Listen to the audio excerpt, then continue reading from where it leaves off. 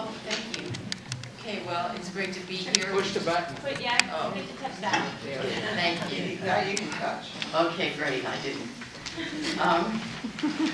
It's a pleasure to be here and thank you all for coming.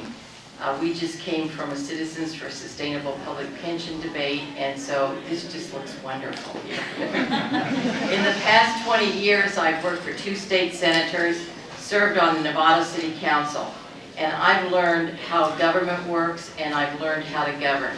And I take that valuable experience with me to the Board of Supervisors every day.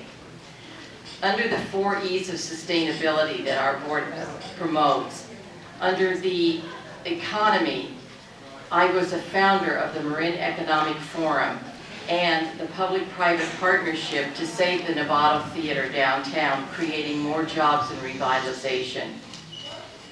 Under equity, I was the chair of the committee that had to come up with an implementation plan for the analysis of impediments to fair housing, saving the county a potential lawsuit of $68 million. Under the environment, I worked with SMART to acquire 56 acres of prime tidal wetland to be preserved and used for mitigation for SMART, saving it millions of dollars. And under education, our 4th E that we adopted this year, I'm working with nonprofits from Marin to form Marin Strong Start to see if approved, we would provide child care, health care, and preschool for the 700 children in Marin that don't have that. As Vice Chair of TAM, I obtained funding to extend the widening of the Marin-Sonoma Narrows to relieve congestion going north in the afternoon. Our county has weathered the Great Recession and we have a structurally balanced budget. We've led the state in instituting significant pension reform to curtail our future liabilities, and for that we've seen a AAA bond rating. On the housing market, we're in Nevada, that's a contact sport. We are working with Assemblymember Mark Levine to reduce Marin's designation from metropolitan to suburban. Thus, what? I look forward to our dialogue later. Before we go on, I just want to mention that Toni Shroyer could not make it tonight, but she did turn in a questionnaire, so that's why she's on the ballot. And she was at the earlier debate. Thank you very much for providing the opportunity for this forum tonight. It's a great crowd, and I have been very proud to carry the Marin Women's Political Action Caucus endorsements for all of my past elections. I hope I will get the endorsement again this time. I am very proud of the work we've done together as community. I think that I have demonstrated that you didn't make a wrong decision when you endorsed me for office. I've gone beyond campaign slogans and I've actually delivered the goods for our community, including brokering a deal between the quarry and their neighbors that was very challenging, creating a health and wellness campus that ensures that nobody has to go bankrupt because they get sick, and we did that with tobacco settlement money, launching a public television media center through a difficult negotiation with Comcast, implementing a therapeutic justice program that's become a national model, creating a vibrant public transit system, and partnering with our business community and our educational providers to create a fully integrated, healthy community. With 40% of the county budget directed toward health and human services, having the lens of a health provider and a professor of nursing has been beneficial as we've been implementing the Affordable Care Act, one of the most seminal healthcare reform issues that our country has faced. As the chair of the Health Reform Committee at the National Association of Counties, we've received the attention from chief legislators in the Obama administration. We have challenges ahead, but I still have the fire in my belly to meet those challenges with you. And having raised my children here, who have attended public school and been a resident for more than 25 years, I believe I've delivered the goods for this community as the seated county supervisor, and I ask for your support for one more tour of duty. Thank you.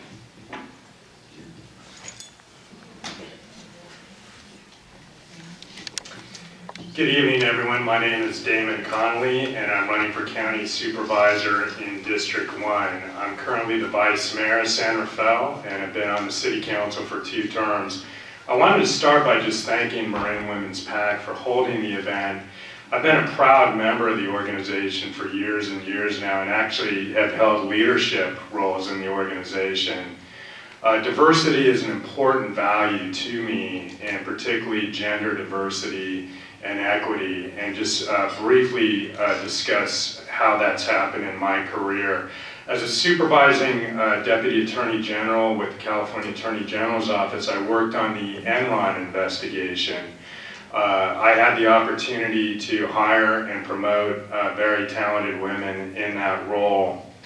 As a city council member, I've had both mentorship relationships with women, and also have been the mentee of some women who have taken me under their wing. As an attorney in private practice, I work regularly with women entrepreneurs and have found that valuable in my own life as well. I'm running for this position because from what I've heard from the community is we need a change. We need a supervisor who listens, puts the needs of residents first, and provides more effective leadership. We also need someone who can bring people together rather than divide the community. Business as usual is not working. The old way of doing things, where we would elect officials every 4 years who would then go off and make decisions with little input, is over. The community is more engaged than ever. Our representatives at the local county level need to be as well. I look forward to continuing my priorities with strong schools, protection of neighborhoods, strong environmental leadership, and I look forward to a great dialogue this evening.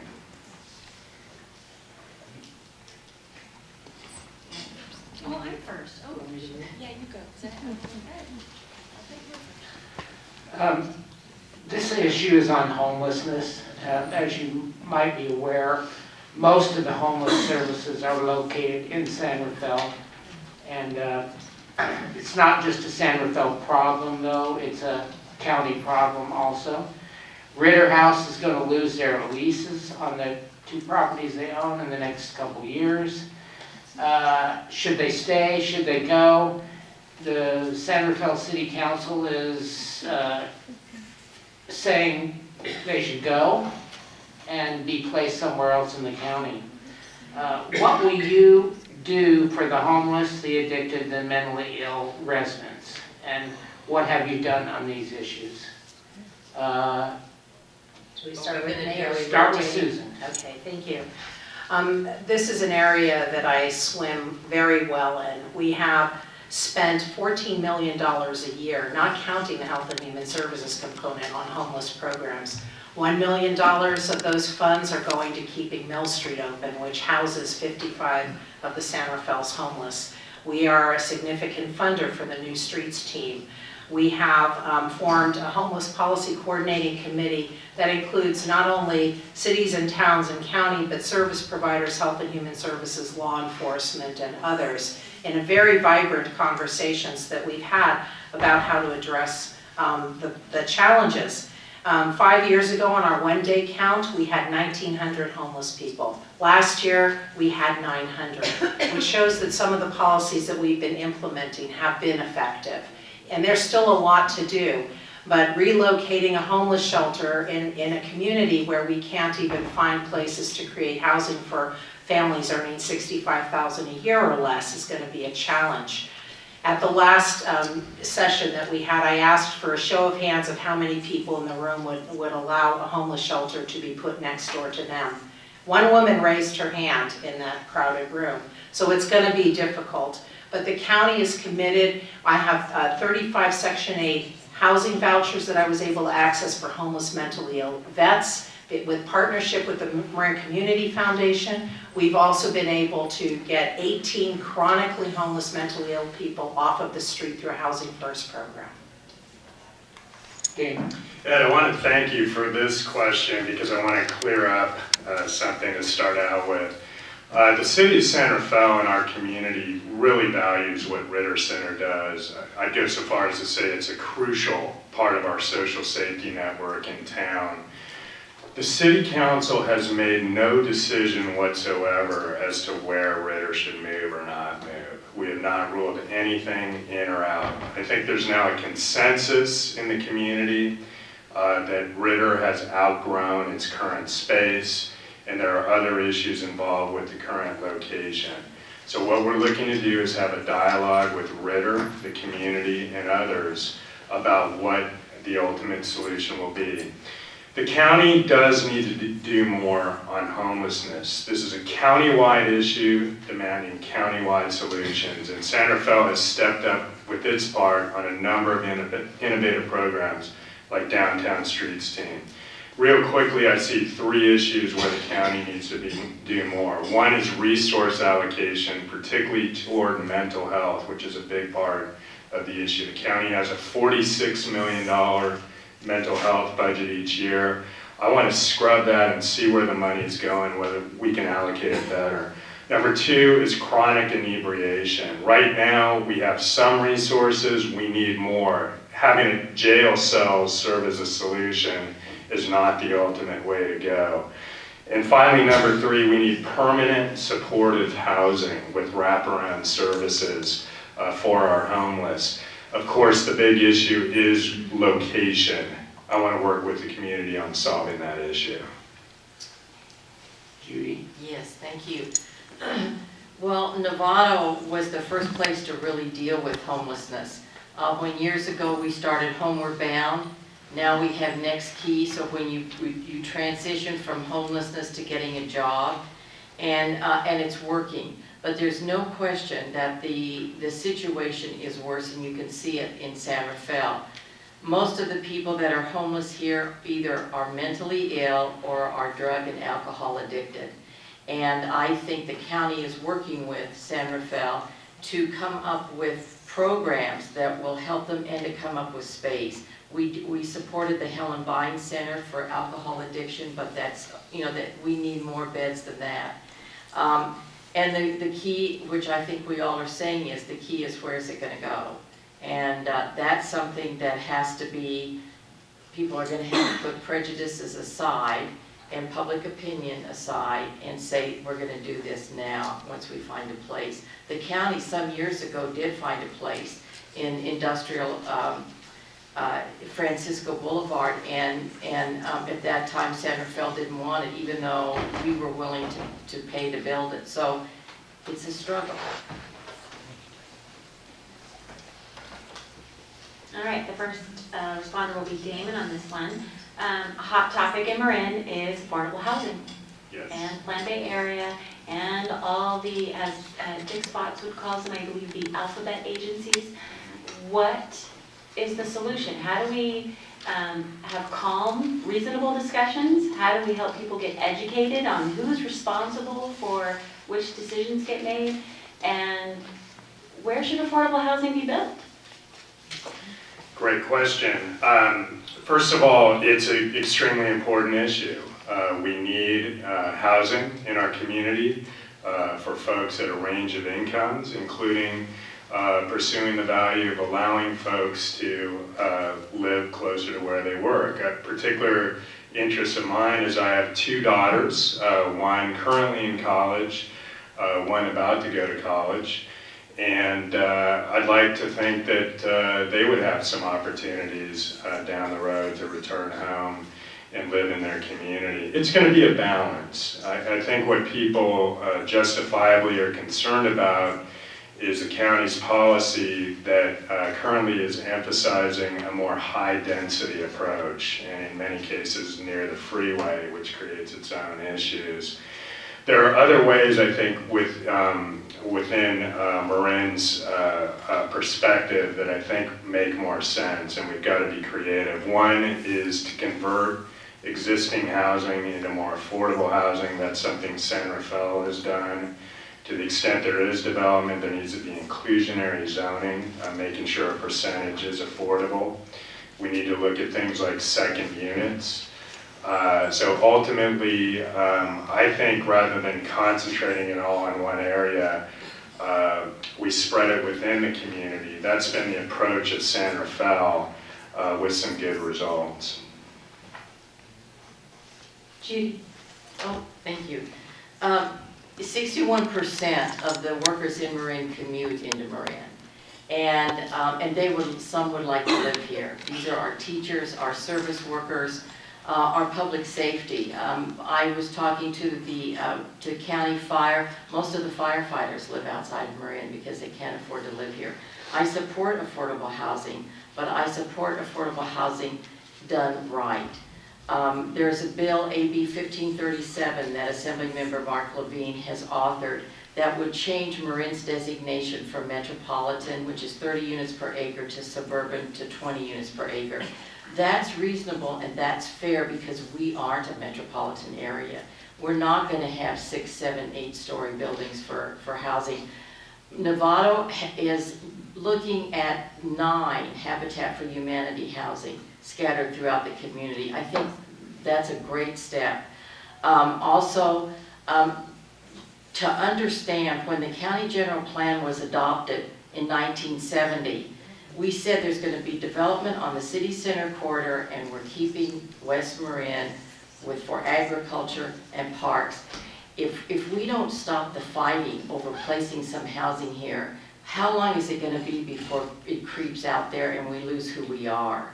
So I think we need to be rational, I think we need to be honest, I think we need to be fair, and I think we need to get the job done. Thank you. The question that the Association of Bay Area Governments was asking in light of the passage of SB 375 was, how do we grow and how do we accommodate growth in the Bay Area? And how do we invest the resources, limited resources we have for transportation dollars into those communities that want to look at the connection between housing and transportation? It's a good question to have because we aren't a gated county. Our county is porous and we have people that move through our county, that work in our county, that come from other places. So it is an important question. San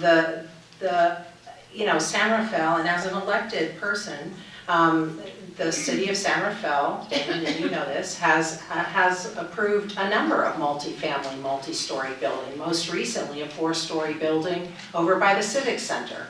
And that is unfortunately not too many affordable units there when I checked.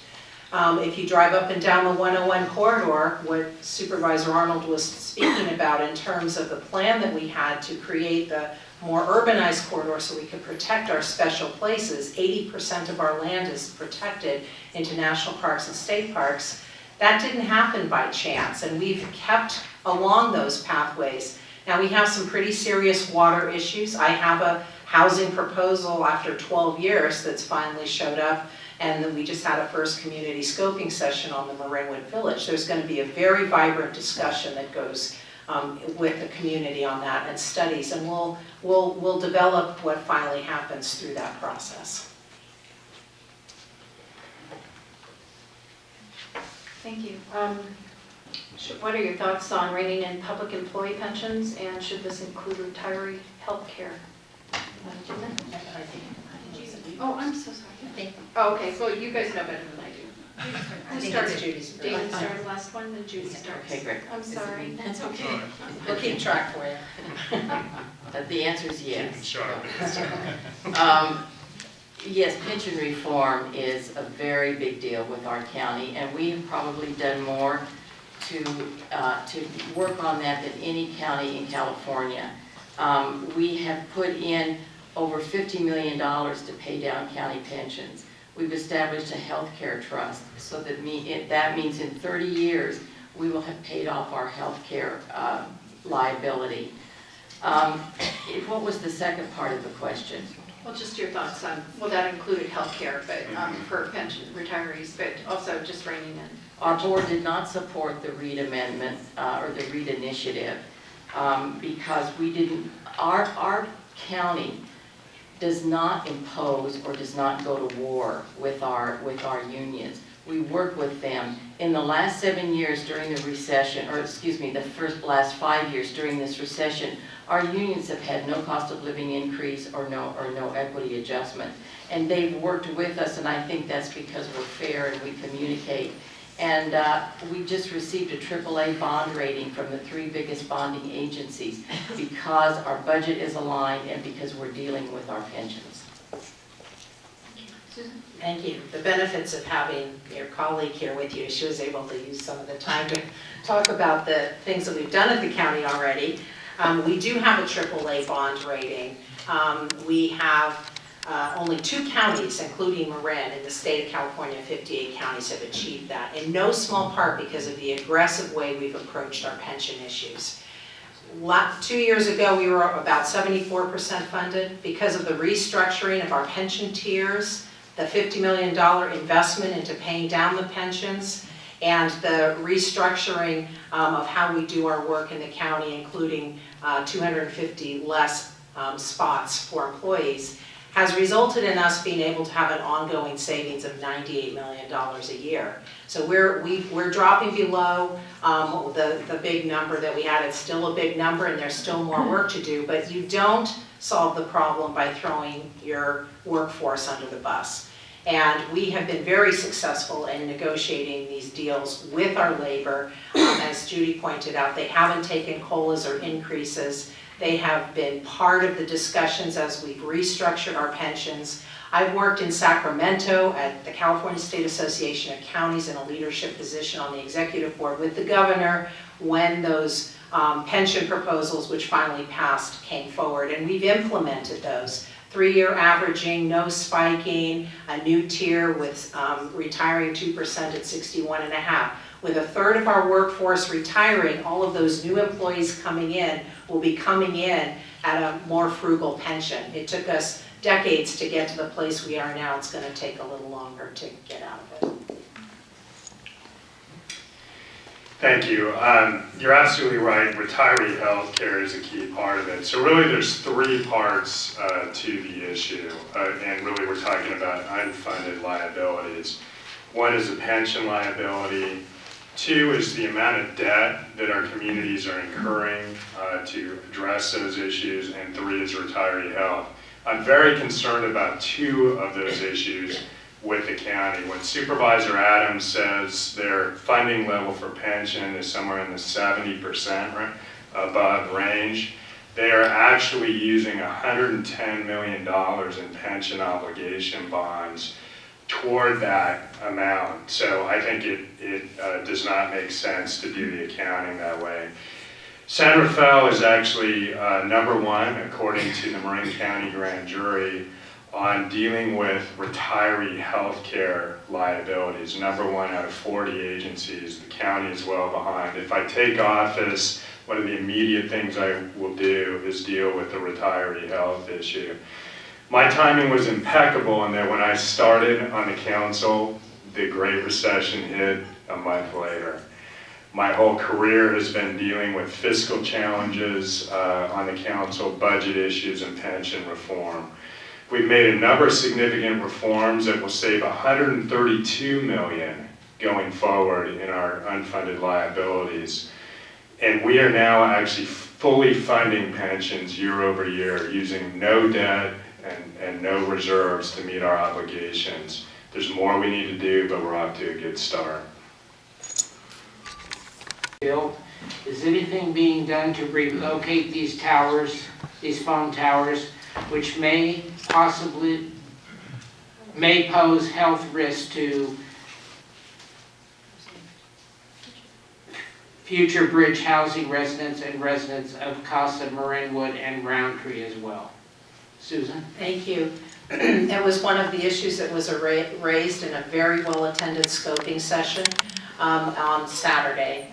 Many people in the community showed up to talk about some of the concerns they wanted studied, and the cell tower will be one of those areas that's studied. The challenge with the cell towers is federal law does not allow us to relocate or to locate or to deny cell tower access based on just health issues, aesthetics, a number of other things. What they will do is allow us, if we can find an alternative site, to do the relocation or co-location. There is some evidence in European literature that perhaps people that are very sensitive to cell transmissions could have some impact. And I think it's something that we need to pay attention to in the course of the whole environmental review. Just as we have to pay attention to water and traffic and the toxic plume that's in that site, all of the other things that were raised by the community. So it's too early to tell what the mitigations will be at this point, but it will be something that will be studied. And what we tried to do in the Lucas Valley area was to look at undergrounding some of these things that will help transmit. As you get further out towards West Marin down Lucas Valley Road, cell is spotty at best, and people are clamoring for the ability to use their cell phones, but how do you balance the installation of the devices that allow it with the opportunity to get better transmission? Judy, I know this issue is for supervisors in District 1, but do you have any comments I do, on the yes. cell towers? I do. You know, in walking precincts, this is a real issue, and it's not just for the people wearing the tinfoil cone hats. People that we've walked to are suffering migraines, are suffering from tiredness. It's a real issue. And when I called about one woman who, you know, had small children, the utilities are looking at moving the transformer, but putting your house under that is not a good thing. That you do need to mitigate. I'm sorry, I should have asked Damon next. Because he's No, that's okay, district, but I'm sorry I skipped ahead. Well, Judy, I got reprimanded. Judy segued. Yeah. Wow, so you were onto something there, because I too, interestingly, had an encounter at the door with a resident this weekend where RF exposure was her top issue, and she's not alone. It's a huge issue in our community, not only dealing with cell towers, but smart meters as well. I've actually taken the lead on our council in addressing residents' concerns about smart meters. San Rafael took a strong position toward PG&E when this issue first arose, and we said residents should absolutely have the right to opt out and should not have to pay a fee. There are serious issues here. I'll say more broadly that because of my background, and that includes taking on the likes of Enron, the other energy companies that gouged our state, I don't shy away from a fight just because it's a large interest on the other side. I really saw the smart meter debate as an example of that, and I know there still are concerns. This resident lived in unincorporated. I'd like to take a look at what we can do more at the county level to address these concerns.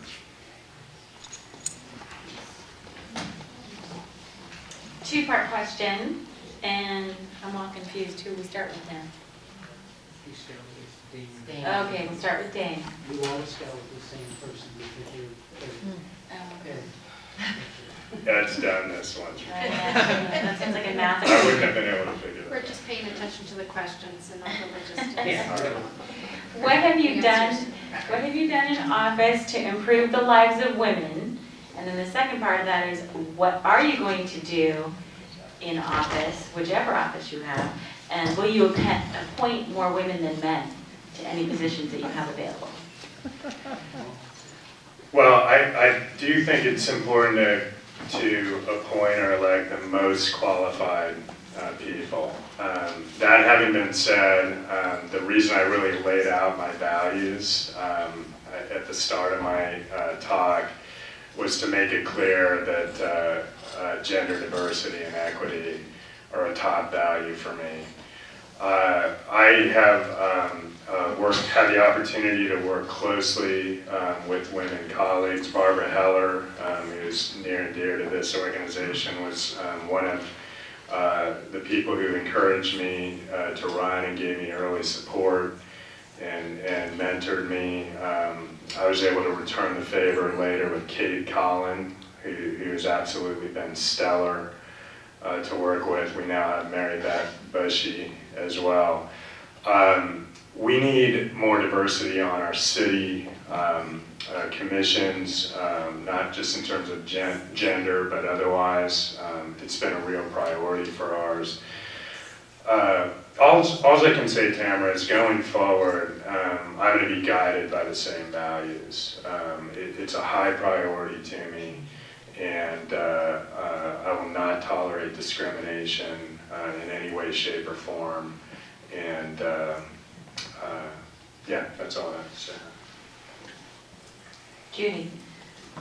Well, looking in the audience, I see several people, including one of the panelists, that our board has appointed to boards and commissions, and of course I'm supportive of that. When I was the county's first supervisor aide in 1972, they were all men department heads of the county, and they sent a note around saying, "Who is this Judy? And do we have to have lunch with her? Because will inhibit us in our conversation." And things have changed a lot. Title VI is a very important civil rights law. Not only do we have to make room for, do we have to not discriminate against women, we have to have racial diversity in our workforce. And I really think I've been a leader in doing that this year, and it's been, or these past 3 years, it's been because of this analysis of impediments to fair housing. Similar to the now consent decree that the county was under, which it looks like our Marin Women's Commission is going to finally help, support us in lifting it.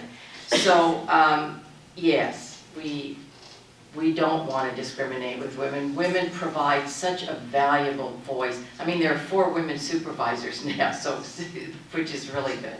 And then we had a Novato City Council had 5 women on the board. So I think Marin, as usual, is taking the lead, but it's very important that we have to always be vigilant. Thank you. As a women's health nurse practitioner and a professor of nursing, my whole career has been dedicated to the lives of women and improving their lives and their children's lives. My specialty was with women who were dealing with addiction and recovery and mental illness during pregnancy and motherhood. I had a special practice, a high-risk practice at UCSF for many years. And as Judy pointed out, there are 4 members of our Board of Supervisors who are elected women. We've made it a commitment to ensure that the women are fully engaged in management positions. We provide time off for them to go to leadership training. We have leadership programs at the county that we fund so that women can have an opportunity to step up in their leadership roles. The Marin's Women's Commission is very vibrant. And housing is a woman's issue, healthcare is a woman's issue, and until we really start addressing the inequities in those areas, we can't say that we're doing well as Marin. I'm also endorsed by Planned Parenthood.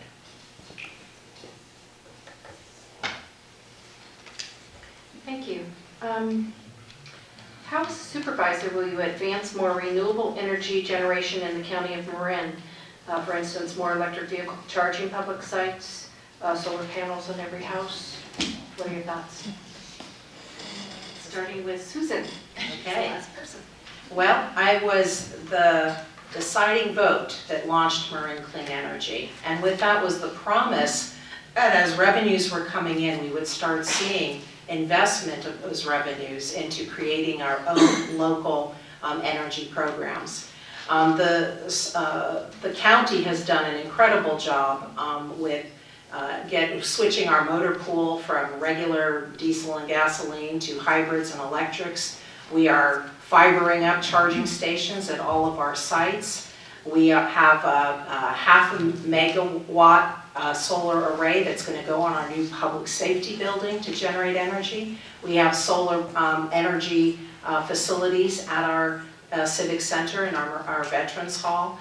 And we are looking at constantly at ways to include green recycling and water reduction and conservation as the total package. One of the projects I'm working on now is the Marin Carbon Project with our agricultural operations. That's part of the supervisor's responsibility, is to work with our ag community. And that carbon project will actually sequester carbon and help to remove it from the environment, as it also helps to improve the soil, hold more water, and create better forage for the cattle out there.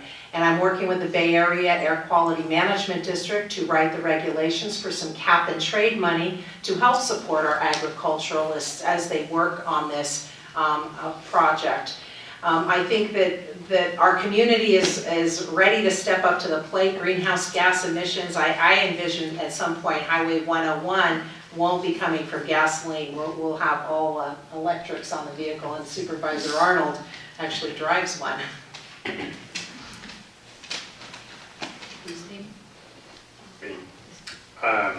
Well, as many of you know, renewable energy has been an area where I've led countywide as a policymaker, and it's been a real passion of mine. I'm actually the chair of the Marin Clean Energy Program. I was a founding board member, and after the untimely death of the visionary of the program, Supervisor Charles McGlashan, I stepped up and took leadership of the organization.